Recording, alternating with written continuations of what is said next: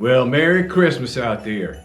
This is Fred Garvin, and I've got a different kind of Christmas story to tell you today. Doesn't have Rudolph or Santa Claus or all that stuff.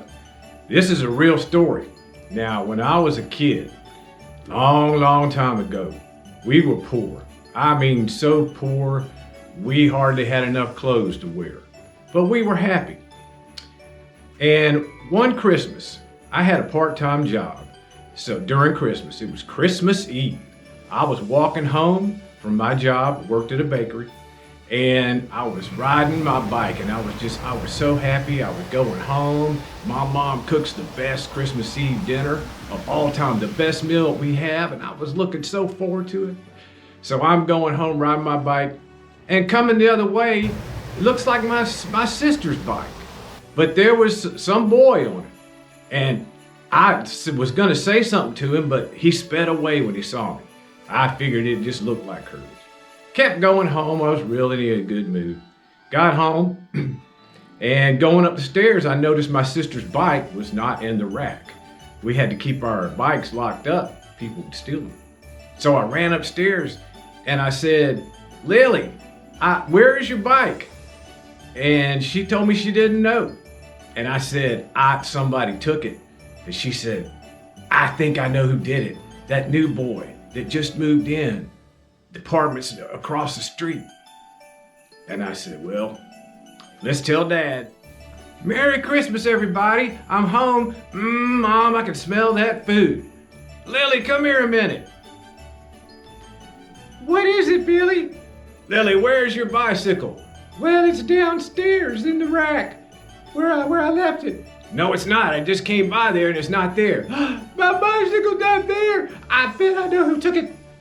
"Who's that?" "There's a new boy at our school, and he stinks, and he doesn't talk, and I bet he took it." "Well, you're probably right. I'll go tell Dad." "Yeah, you tell him. I don't want to see him get that bad." "Okay, I'll go tell Dad." "Thanks." I sure don't want to tell Dad this on Christmas Eve, but I guess I have to. Now, this isn't the kind of thing you want to tell your dad on Christmas Eve. And since I was older than Lily, I broke the bad news to him. He was mad. He said he worked so hard for that bicycle, nobody was going to take his kid's stuff, especially not his precious little girl. So I told him what I knew, and Lily told us where he was. So my father said, "We don't know, but we're going to go over there and see." So we went down there, and we came upon their apartment, and it was dark. "Hey, Dad." "What is it, son?" I got something to tell you. I know it's Christmas Eve, but I think somebody stole Lily's bike." "Stole Lily's bike? On Christmas Eve? That's terrible. That's the only bike she had. I can't believe it. Who would do such a thing?" "Well, she thinks she knows who it was. She thinks that they live in some apartments near here. A new boy at school." "Well, I can't have anybody taking my baby daughter's stuff, her bicycle. We'll just have to go over there and get it." "Yeah, that's what I thought you'd said. Sorry, Dad." "Well, we'll just go over there, me and you, and we'll figure this thing out. But remember, until they're proven guilty, they are innocent, so we have to be careful." "All right, Dad, let's go." "All right, son." "Bye, Dad. Bye, Billy. I hope you give my bicycle back, that mean old boy." Ugh.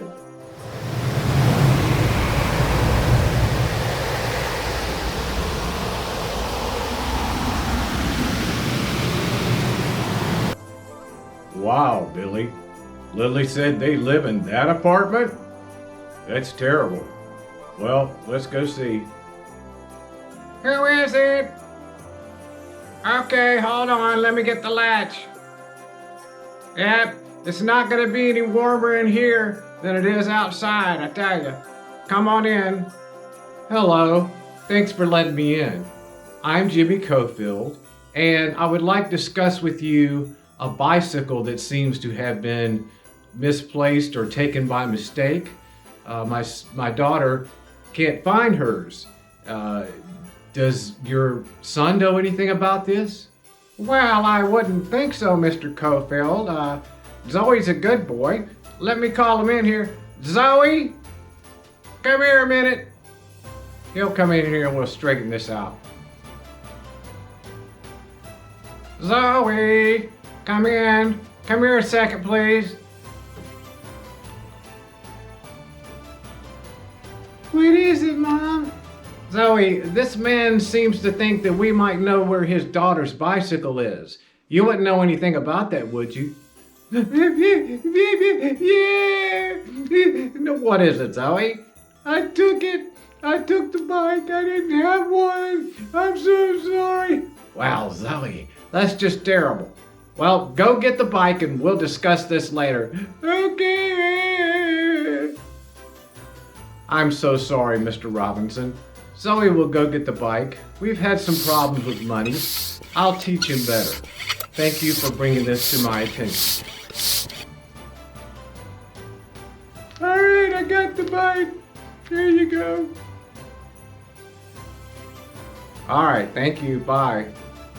Gosh, Dad, you really told them you got that bike back, didn't you? Yeah, I did, son. What Zoe did wasn't right.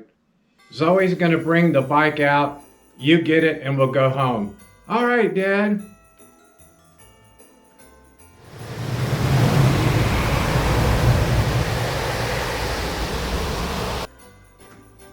Hey, Dad.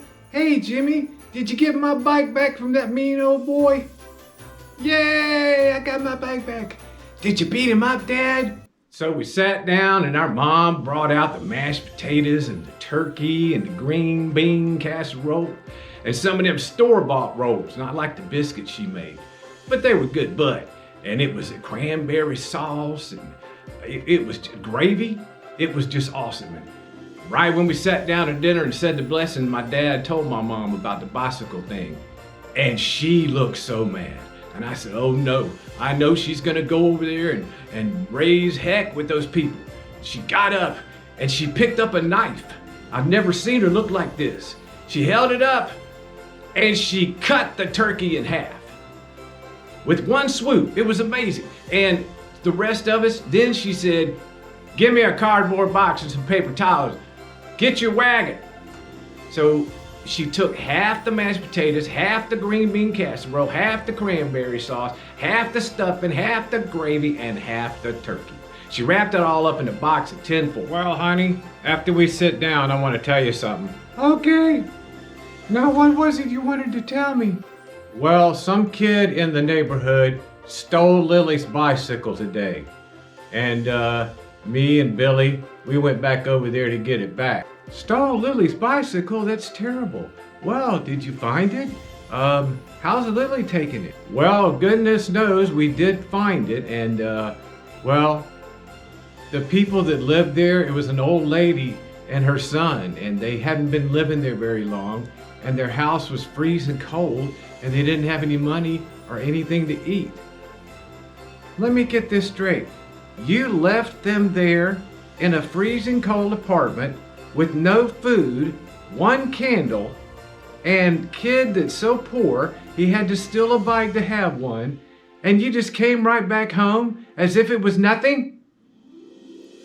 Well, I did the right thing. I didn't want the child to think he could steal. I'm disappointed in you. I'm disappointed in all of you. This is ridiculous. This is just ridiculous. You don't know how well we have it. Oh, I'm so mad. Give me a knife.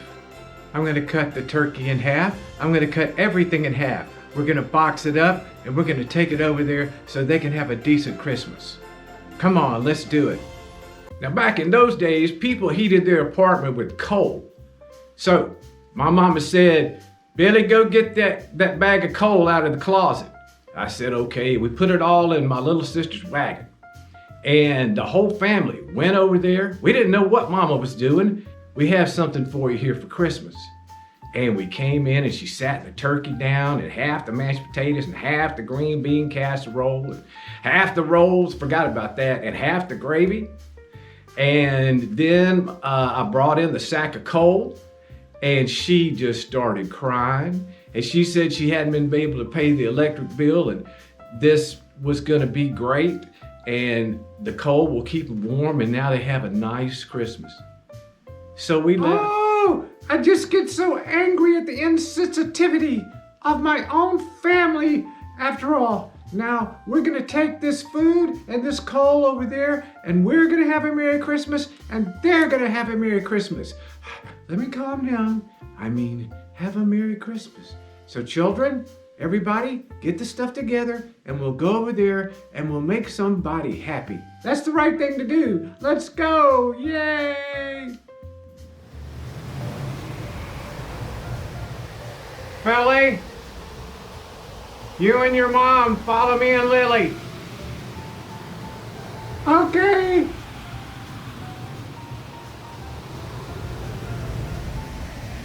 Okay, Dad. Hello? Hello in there? Merry Christmas! Well, look who it is, the Cofields again. I'm so sorry about Zoe taking that bicycle. Won't you come in?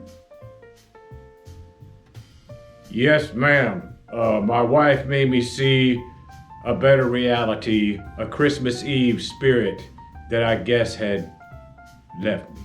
That's right. We brought you plenty of food and a sack of coal, and we forgive you for the bicycle, Zoe. We know that you're just a child and you don't have much. So, Merry Christmas and help yourself, and if we can be of any assistance later on, let us know. Yeah, Merry Christmas. Hey, Dad. What's that, son? How come Mom was so mad when she gave them all that food, and she was mad at us because we hadn't thought of it? Well, your mom was right, son. I should have thought of it before. I just thought the kids should know not to steal, but I was too heavy-handed. Your mother has more Christmas spirit than me. Yeah, I guess that's true. Son, we have everything.